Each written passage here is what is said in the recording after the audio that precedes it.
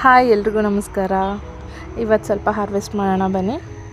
ಏನೇನಿದೆ ಅಂತ ನೋಡೋಣ. ಇದು ಸ್ವಲ್ಪ ಚಳ್ಳವರೆಕಾಯಿ ಇದೆ, ತುಂಬ ಕಡಿಮೆ ಇದೆ.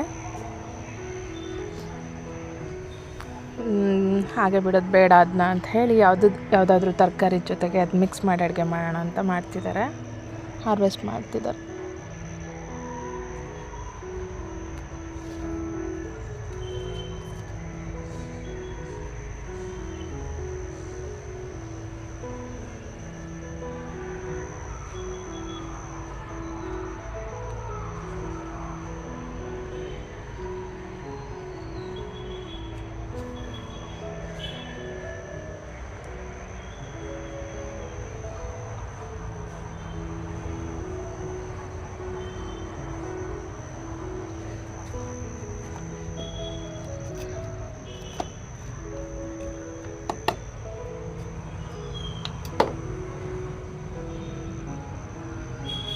ಸೌತೆಕಾಯಿ ಬರ್ತಾಯಿದೆ.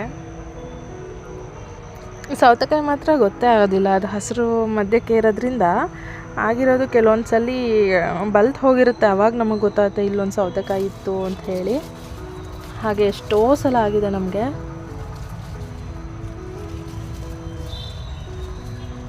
ತುಂಬ ಗಮನ ಇಟ್ಟು ಅದನ್ನ ಹಾರ್ವೆಸ್ಟ್ ಮಾಡಬೇಕು, ಇಲ್ಲಾಂದರೆ ಸಿಗೋದೇ ಇಲ್ಲ, ಅದು ಬಲ್ತು ಹೋಗಿಬಿಟ್ಟಿರುತ್ತೆ.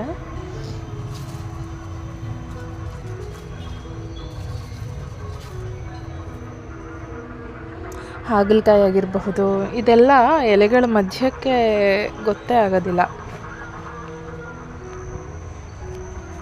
ಬೀಟ್ರೂಟು ಇನ್ನು ದೊಡ್ಡಕ್ಕಾಗತ್ತೇನೋ ಅಂತ ಬಿಟ್ಟಿದ್ದೆ, ಬಟ್ ಅದಾಗಿ ಇಷ್ಟೇ ಬೆಳೆದಿದೆ ಅದು, ಹಾಗಾಗಿ ಅದನ್ನ ಹಾರ್ವೆಸ್ಟ್ ಮಾಡಿಬಿಟ್ವಿ.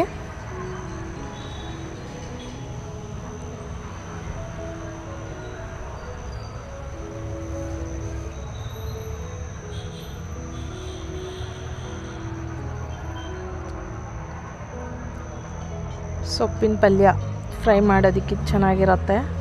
ಇದು ಕೂಡ ನಾವು ಹಾಗೆ ಬಿಟ್ಟಿದ್ವಿ, ಅದನ್ನು ಪೂರ್ತಿ ತೆಗೆದು ಹಾಕಬೇಕು ಅಂತ. ಆದ್ರೂ ಅದನ್ನೆಲ್ಲ ಕಲೆಕ್ಟ್ ಮಾಡಿದ್ರೂ ಒಂದು ದಿನಕ್ಕೆ ಆಗೋಷ್ಟ್ರ ಮಟ್ಟಿಗೆ ಬಂದಿತ್ತು. ಸೊಪ್ಪೆಲ್ಲ ಹಾಗೆ ನಿಮಗೆ ಗೊತ್ತೇ ಆಗೋದಿಲ್ಲ ಎಷ್ಟು ಕಲೆಕ್ಟ್ ಆಗುತ್ತೆ. ಫೈನಲಿ ಒಂದು ಮನೆಗೆ ಆಗೋಷ್ಟು ಆಗಿಬಿಟ್ಟಿರುತ್ತೆ, ಅದು ನಮಗೆ ಗೊತ್ತೇ ಆಗಿರಲ್ಲ.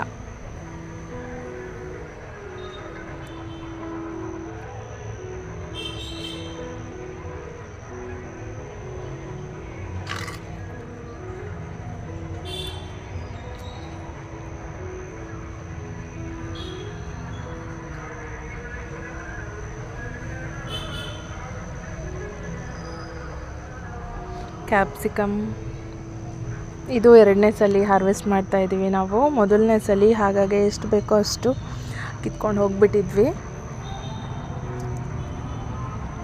ಸೊಪ್ಪು. ಆನಂತರ ಬದನೆಕಾಯಿ ನಾನು 2 ದಿನದ ಹಿಂದೆ ಹಾರ್ವೆಸ್ಟ್ ಮಾಡಿದ್ದೆ. ಅದನ್ನ ವಿಡಿಯೋ ಅಪ್ಲೋಡ್ ಮಾಡಲಿಕ್ಕೆ ಟೈಮ್ ಸಿಗಲಿಲ್ಲ, ಜಸ್ಟ್ ಫೋಟೋನ ಶೇರ್ ಮಾಡಿದ್ದೀನಿ. ಅಷ್ಟು ಬದನೆಕಾಯಿ ನಮಗೆ ಮೊದಲನೇ ಹಾರ್ವೆಸ್ಟ್ ಆಗಿ ಸಿಕ್ಕಿತ್ತು. ಆನಂತರಕ್ಕೆ ಈಗ ಸ್ವಲ್ಪ ಅವರೆಕಾಯಿ ಇದೆ. ಹೀಗೆ ಮಾರ್ಕೆಟಲ್ಲಿಂದ ತಂದಿರೋ ಅಂಥ ಅವರೆಕಾಯಿಗಳಲ್ಲೇ 1-2-3 ಸುಮಾರು ಅದು ಹಳದಿ ಕಲರ್ ಆಗಿಬಿಟ್ಟಿತ್ತು, ಅದನ್ನೆಲ್ಲ ನಾನು ಹಾಕಿದ್ದೆ. ಈ ಹಾಗಲಕಾಯಿದು ಇದೆಲ್ಲ ಸೇರಿಬಿಟ್ಟು ಇಲ್ಲಿ ಒಂದು ಕಾಡು ಥರ ಆಗಿಬಿಟ್ಟಿದೆ.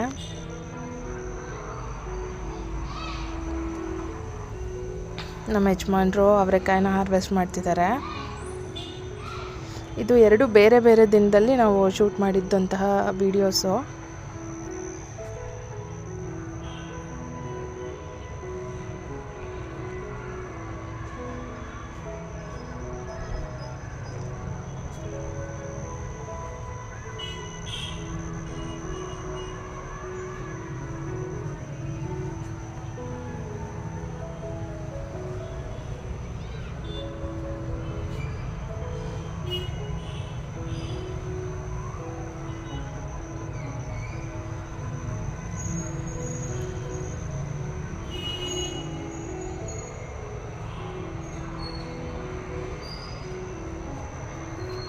ಇಷ್ಟೊಂದು ಅವರೆಕಾಯಿ ಕಲೆಕ್ಟ್ ಆಗಿತ್ತು, ನೋಡಿದ್ರಲ್ಲ.